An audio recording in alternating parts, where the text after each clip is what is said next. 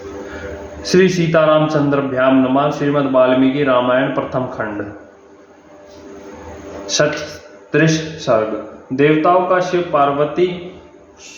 पार्वती को सुत क्रीड़ा से निवृत्त करना तथा उमा देवी का देवताओं और पृथ्वी को शाप देना। विश्वामित्र जी की बात समाप्त होने पर श्री राम और लक्ष्मण दोनों वीरों ने उनकी कही हुई कथा का अभिनंदन करके मुनिवर विश्वामित्र से इस प्रकार कहा। ब्राह्मण, आपने यह बड़ी उत्तम धर्मयुक्त कथा सुनाई है। अब आप गिरिराज हिमावन की ज्येष्ठ पुत्री गंगा के दिव्य लोक तथा मनुष्य लोक से संबंध होने का वृत्तांत विस्तार के साथ सुनाइए, क्योंकि आप विस्तार के ज्ञाता हैं। लोकों को पवित्र करने वाली गंगा किस कारण से 3 मार्गों में प्रभावित होती है? सरिताओं में श्रेष्ठ गंगा जी की गथा के नाम से प्रसिद्ध क्यों है? धर्मज्ञ महेश्वर तीनों लोकों में वे अपनी 3 धाराओं के द्वारा कौन कौन से कार्य करते हैं? श्री रामचंद्र जी के इस प्रकार पूछने पर तपोधन विश्वामित्र ने मुनि मंडल के बीच गंगा जी से संबंध रखने वाली सारी बातें पूर्ण रूप से कह सुनाई। श्री राम पूर्ण काल में महान तपस्वी भगवान नीलकंठ ने उमा देवी के साथ विवाह करके उनको नव वधू के रूप में अपने निकट आई देख उनके साथ रति क्रीड़ा आरंभ की। परम बुद्धिमान महान देवता भगवान नीलकंठ के उमा देवी के साथ क्रीड़ा विहार करते 100 दिव्य वर्ष बीत गए। शत्रुओं को संताप देने वाले श्री राम इतने वर्ष तक विरह के बाद भी महादेव जी के उमा देवी के गर्भ से कोई पुत्र नहीं हुआ। यह देख ब्रह्मा आदि सभी देवता उन्हें रोकने का उद्घोष करने लगे। उन्होंने सोचा, इतने दीर्घ काल के पश्चात यदि रुद्र के तेज से उमा देवी के गर्भ से कोई महान प्राणी प्रकट हो ही जाए तो कौन उनके तेज को सहन करेगा? यह विचार कर सब देवता भगवान शिव के पास जा उन्हें प्रणाम करके यों बोले। इस लोक के हित में तत्पर रहने वाले देवादिदेव महादेव देवता आपके चरणों में मस्तक झुकाते हैं। इसे प्रसन्न होकर आप इन देवताओं पर कृपा करें। सुरश्रेष्ठ, ये लोग आपके तेज को नहीं धारण कर सकेंगे, अतः आप क्रीड़ा से निवृत्त हो वेद बोधता तपस्या से युक्त होकर उमा देवी के साथ तप कीजिए। तीनों लोगों के हित की कामना से अपने तेज वीर्य को तेज स्वरूप अपने आप में ही धारण कीजिए। इन सब लोगों की रक्षा कीजिए, लोगों का विनाश न कर डालिए।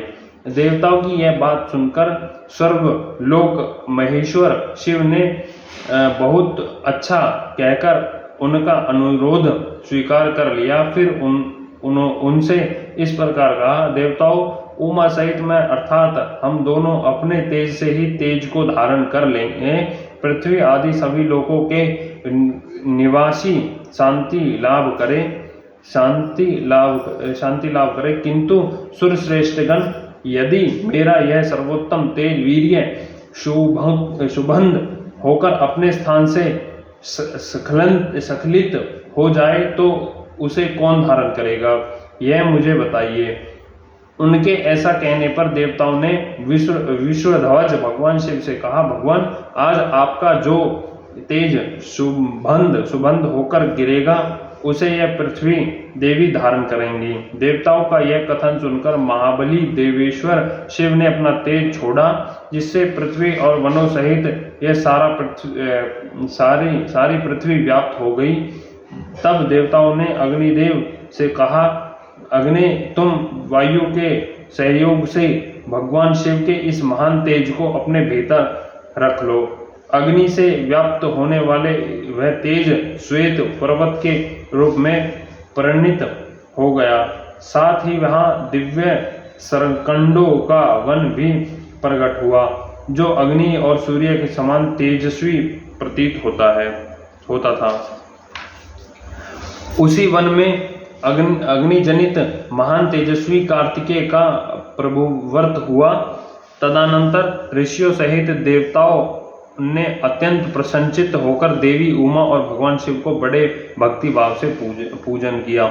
श्री राम उसके बाद गिरिराज नंदी उमा के नेत्र क्रोध से लाल हो गए। उन्होंने समस्त देवताओं को रोष पूर्वक शाप दे दिया। वे बोली, देवताओं, मैंने पुत्र प्राप्ति की इच्छा से पति के साथ समागम किया था, परंतु तुमने मुझे रोक दिया। अतः अब तुम लोग भी अपनी पत्नियों से संतान उत्पन्न करने में योग्य नहीं रह जाओगे।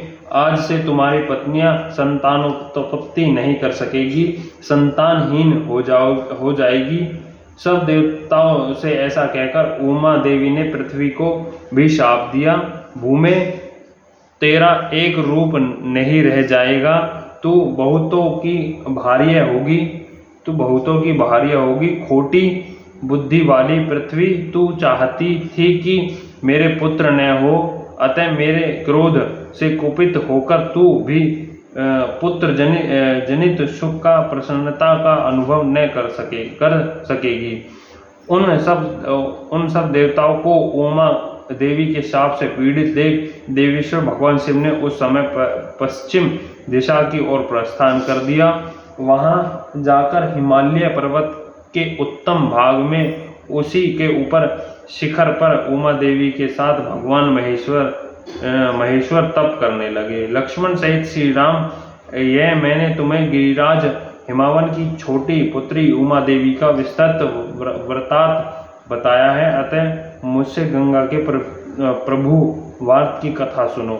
इस प्रकार श्री वाल्मीकि निर्मित अर्ष रामायण आदि काव्य के बालकांड में 36वां सर्ग पूरा हुआ। बोल सियापति रामचंद्र की जय, पवन सुत हनुमान की जय, बालाजी महाराज जय हो, जय जय लक्ष्मण भगवान वर्षत, जय जय सियापति रामचंद्र की।